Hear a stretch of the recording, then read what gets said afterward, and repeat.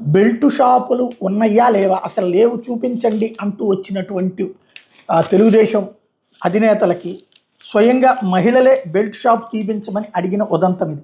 కృష్ణా జిల్లా అవనగడ్డ నియోజకవర్గ పరిధికి వచ్చిన విద్యాశాఖ మంత్రి నారా లోకేష్ మహిళలు షాక్ ఇచ్చారంటూ సాక్షి హైలైట్ చేసింది. మండలంలోని పులిగడ్డ పుల్లెపాలెంలో బుధవారం నారా లోకేష్ పట్టించారు. ఈ సందర్భంగా స్థానిక మహిళలతో లోకేష్ మాట్లాడుతుండగా పల్లెపాలానికి చెందినటువంటి సైకం చిట్టమ్మ మరికొందరు మహిళలు బెల్ట్ షాపుల వల్ల కలుగుతున్న ఇబ్బందుల్ని ఆయన దృష్టికి తీసుకొచ్చారు.